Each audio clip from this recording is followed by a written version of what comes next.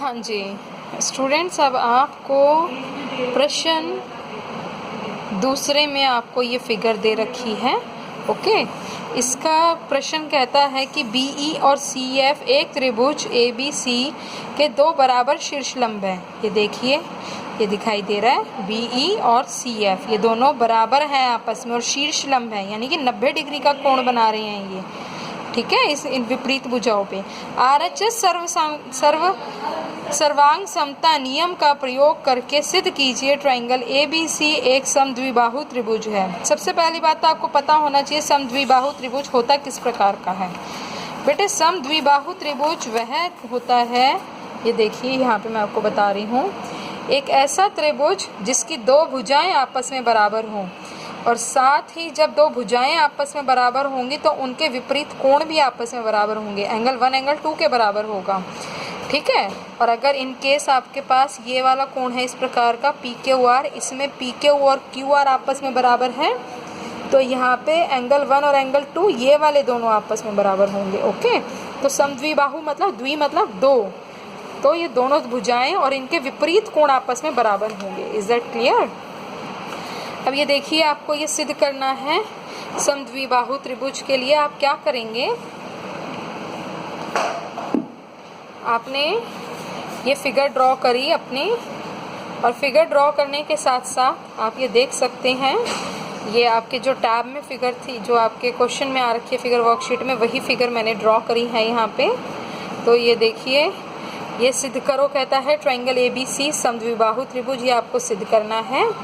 मैंने क्या किया, मैंने दो त्रिभुज लिए BCF BCF ये त्रिभुज और BCBE ये दो त्रिभुज। ठीक है, दूसरा ये दो त्रिभुज अगर हमने लिए हैं, इन दोनों त्रिभुजों में अगर आप ध्यान से देखें, अगर पेन को घुमाएंगे आप अपनी कॉपी में, ये देख रहे हैं जैसे जिस प्रकार मैं घुमा रही हूँ, तो इसमें एक त्रिभुज ये हुआ और एक त्रिभुज ये हुआ।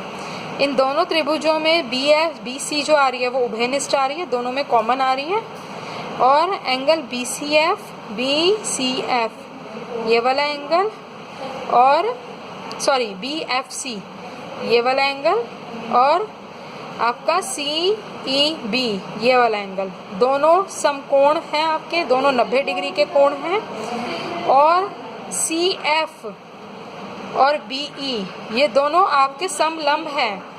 ठीक है, और दोनों 90 डिग्री के हैं और बराबर हैं, ये आपको दिया गया है।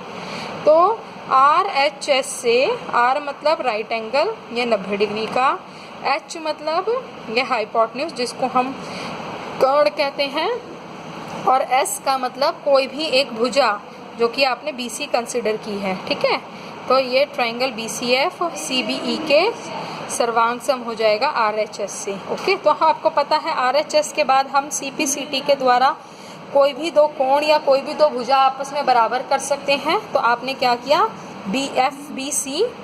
FBC ये वाला कोण और ECB ये वाला कोण, ये देखिए यहाँ पे मैंने लिखा हुआ है, इनको CPCT के द्वारा आपने बराबर कर दिया। इसको हम कह सकते हैं एंगल B और इसको हम कह सकते हैं एंगल C।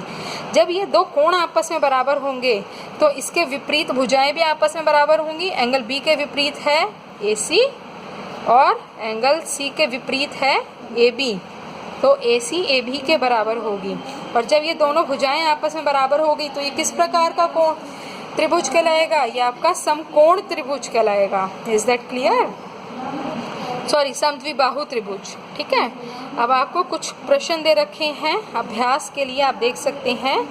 ये कहता है AD एक समद्विबाहु त्रिभुज ABC का एक शीर्ष लंब है जिसमें AB AC के बराबर है। दर्शाइए AD रेखाखंड BC को समद्विभाजित करता है और ट्राइंगल ABC ट्राइंगल DBC एक ही आधार BC पर बने दो समद्विबाहु त्रिभुज इस प्रकार हैं कि, ये देखिए दे रखा है आपको ट्राइंगल ABC और ट्राइंगल DBC। ठीक है, ये दोनों त्रिभुजों का जो आधार है वो एक ही है, दैट इज BC।